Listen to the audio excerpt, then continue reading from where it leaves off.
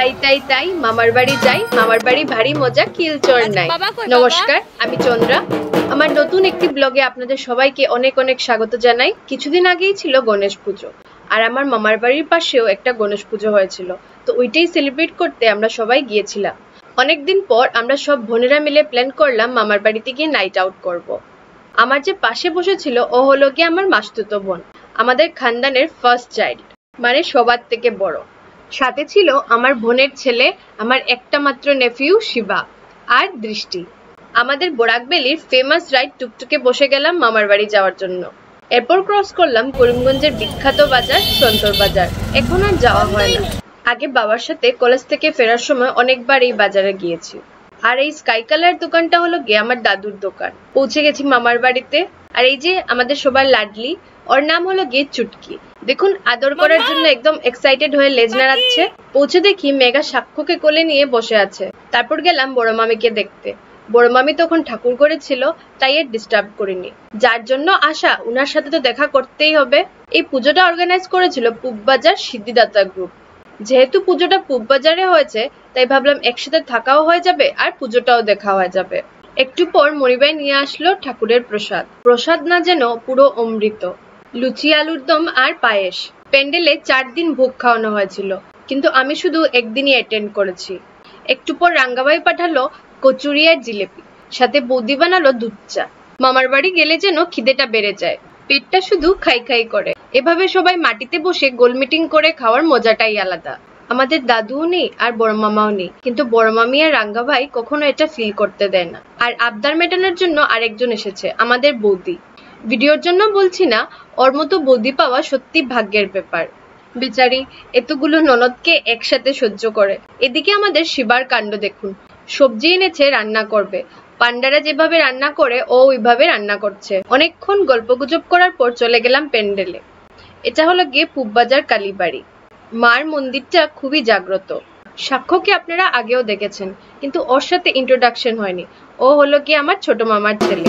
প্যান্ডেলে গিয়ে দেখি শিবার ঢাক বাজানোর চেষ্টা করছে। ও পারছিল না, তাই মনিবাই নিজে ঢাক বাজিয়ে ওকে শেখানোর চেষ্টা করছিল। একটা বাচ্চার জন্য মাঠ থেকে যে বেস্ট টিচার কেউ হতে পারে না, এটা দেখলেই বোঝা যায়। বৌদিও ঢাকের সাথে তাল মিলিয়ে কাশি বাজাতে শুরু করলো।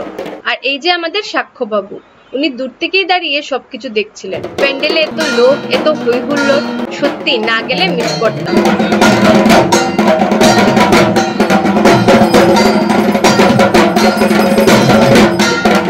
একটু পর শুরু হলো গজাননের আরতি।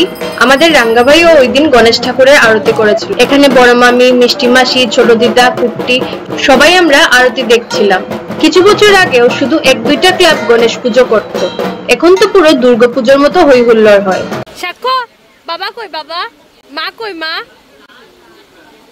পা কই? পাইকে ডাক দো, পাইকে ডাক দো। তুমি তো বুঝো লিচো। সাক্ষ্য নাদ্দু খাবে? খাও, নাদ্দু খাও। ইয়ে টেস্টি, টেস্টি নাকি? দেখেছি নাকি খেতে? শিবা হ্যালো বল, হ্যালো হ্যালো। সম্ম হ্যালো বলো।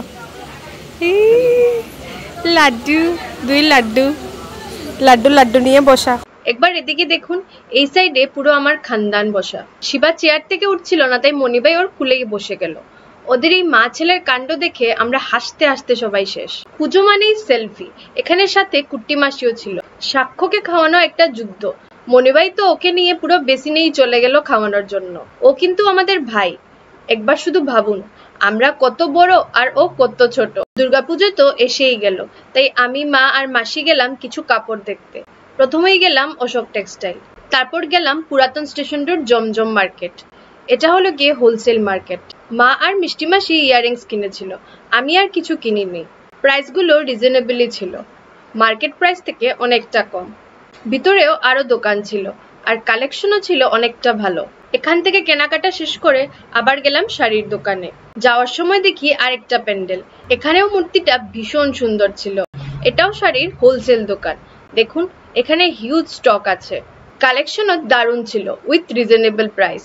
ওদের কাছে কুর্তি, সালোয়ার পিসেস, ইভেন ছেলেদেরও অনেক কাপড় ছিল। জায়গাটা হলো Debnath brothers, old station road, Karimganj. দেখলাম করিমগঞ্জে নতুন ফুড কার্ট খুলেছে, নেক্সট টাইম ওইটাও ট্রাই করব। আজকের ব্লগটা আমি এখানেই শেষ করছি। ব্লগটা যদি ভালো লাগে তাহলে একটা লাইক শেয়ার এন্ড সাবস্ক্রাইব করে দেবেন।